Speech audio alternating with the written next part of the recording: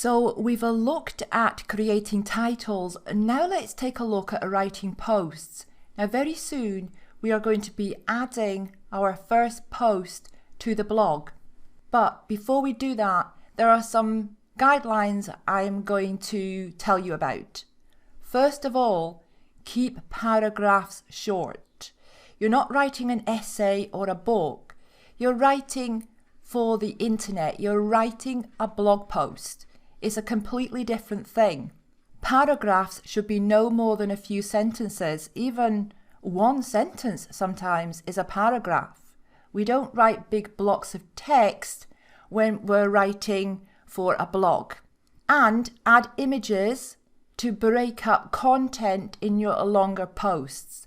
So any post that's more than, say, 400 or 500 words should have at least one image as well as the main image. You'll understand more about this shortly, but you need to break the post up. The optimum post length is 400 to 2,000 words. And now you might be thinking, 2,000 words? How on earth am I ever going to be able to write a post of that length? It's not that difficult when you break it down into subparts. So you'll have subheadings throughout the post. Anyhow, we're going to be doing this shortly, so you'll learn more about it. You can vary the length of your posts, but make sure, and this is important, that you do have some posts over 1,700 words.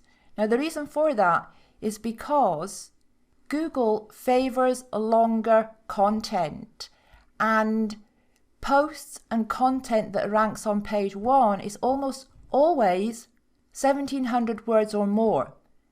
But we also know that if you go over 2,500 words, that tends to have a detrimental effect because it's just a little bit too long.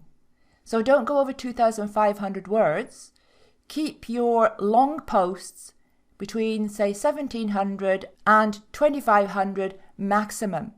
Your shorter posts should not be less than 300 words. In fact, I would say not less than 400 words, unless you are posting a video post.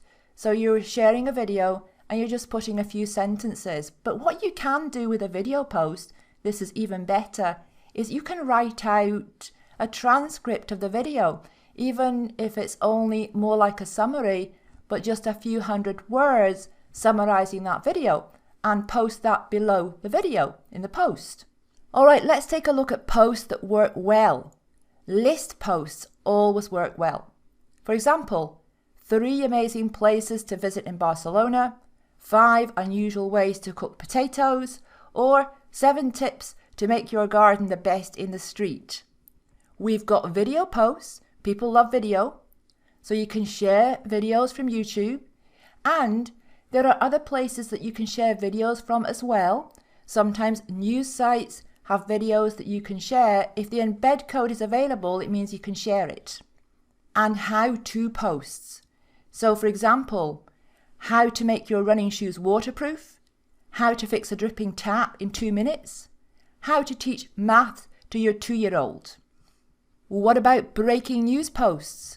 These are pretty easy to do if you monitor the news sites for interesting and new news about your subject. But of course it needs to be interesting, otherwise there's not much point. We've also got controversial posts. Now the thing with controversial posts is that they can be very good because people love controversy, but you need to weigh it up and think about whether or not you are offending your audience. Of course, we can't please everybody all of the time, and often there are going to be some people that don't like what we write. In fact, there will always be some people who totally disagree with what we write. So we can't please everybody. But there are some subjects that are very sensitive. So if you're going to write controversial posts, you need to use your own common sense. All right, what if you're sitting there and you just can't start? You don't know how to start, you don't know what to write. This is really common, it's called writer's block. It happens to just about everybody, even very experienced writers get it.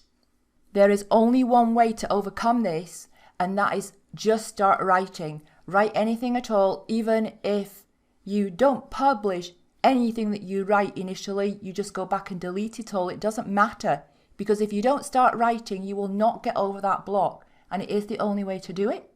Now, I remember one time in a Facebook group, I had to block somebody because he got very upset and angry about the fact that he couldn't get started writing his posts.